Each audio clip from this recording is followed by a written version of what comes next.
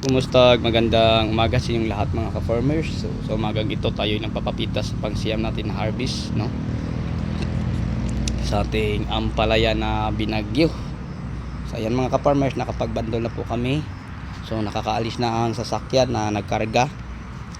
And then may tira pa mga ka-farmers, tapos may nahakot pa. And then may siyam pa na tudling ang hindi napipitasan nila. So kahit pa man nabagyo, no, ang mga pananim natin, buti na lang sa awa ng Diyos meron pa rin tayong konting natira na pwede pa nating ma-harvest at maibenta at makakabawi pa, kasi yung tanim natin na ampalaya ay sobrang stress po. So yan, katatapos lang nila naghakot mga ka-farmers sa naibandel. So ngayon ito may tira pa sila na sa mga kaya pa itong mga farmers, mga 700 kilos. Yan.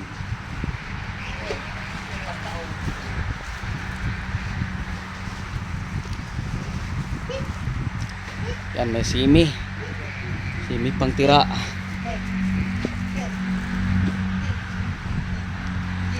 So ito ang ating harvest mga ka-farmers sa pang siyam. So naka 2,000 pa tayo sa pang 8. So ngayon mga ka-farmers, iwan ko kung ilan. So kaya pa to 1314, no? And then may pipitasin pang 10 linya. So yung napitas mga 13 na ata siguro, or 14. So naabot to mga kasama din ni mga 7, nasa mga 1.4 ata mga ka-farmers. Pero parang abot siguro kasi may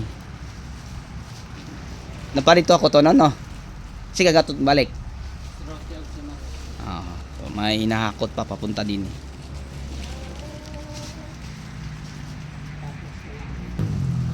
Ayan po.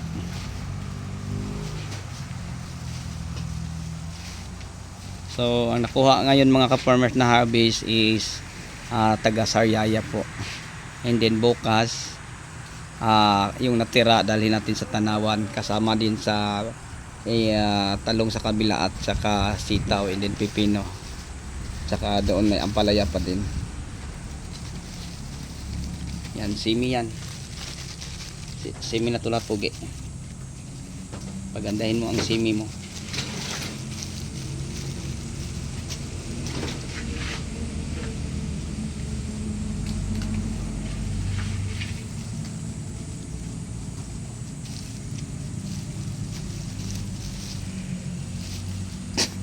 So yung taga bandel ko, hari ko to, galing sa taga saan ka pare?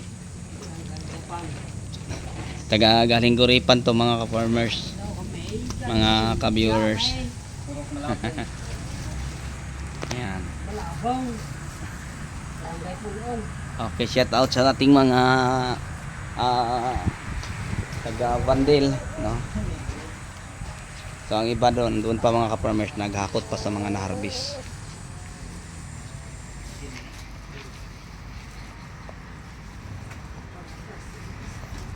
So kung nabot to mga 1.4 mga ka-farmers, baka kasama sa pipitasin natin ano pa.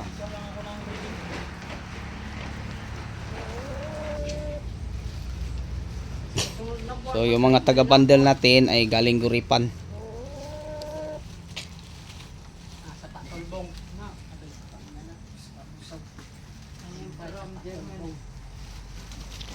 Taga Tulbong, may taga Gitalos.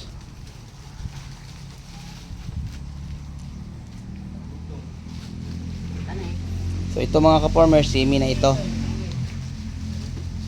Kasi naputok ang ating ampalaya, daming putok oh. Ilang yun mga ka-farmers kasi maganda naman po ang presyo.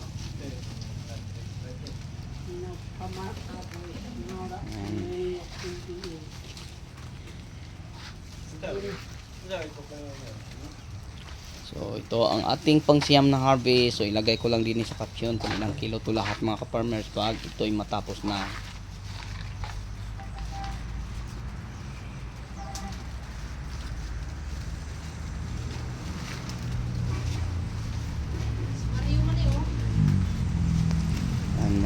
naghakot pa mga ka-farmers.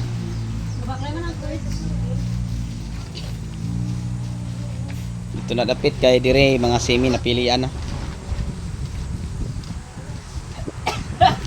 Ayan, bunto.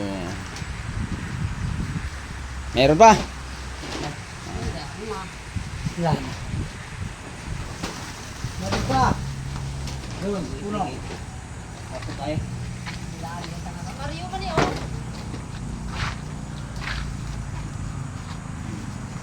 Tulog tamar. Wala ba legot? Simi. Simi na yung pebre. Pwede ko simi ron.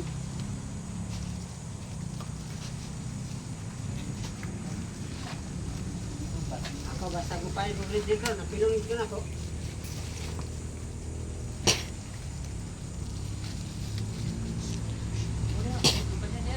Yan. Sa may file na good. Yung file na good no? Ganyan lang mag-file mga ka-farmers, 10 po.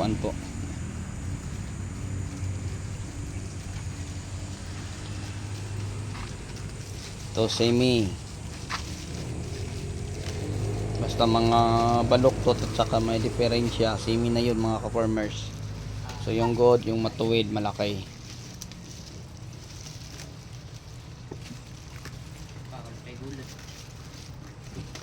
Diferensya, simi, ayun.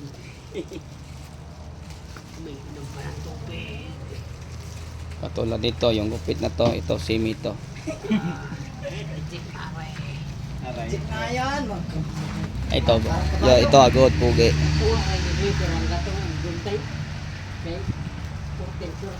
Sobra na yan daw. Parang kabayo. Dumagin lang duhay dyan. Ika natin. Iwan na dyan. Ay, nanay imong buhok bilaw kay murag kato. Kasalida bitaw mga unano katong kan. Kagmay kay mga nasa lasan mo pa yaw. Ulam. Bong. Hindi na misterya, mana ra. So yan lang po siguro ang ma-share ko mga ka-farmers. Pangalan mo, Adlon. So nakabiyahe na, isang biyahe, ito ang tira. And then hindi pa tapos ang pagpitas, bukas pa ang iba. So yun lang siguro ang may share at mai-update ko sa inyo sa umagang ito. Hanggang dito lang po. Maraming salamat. Bye bye and God bless.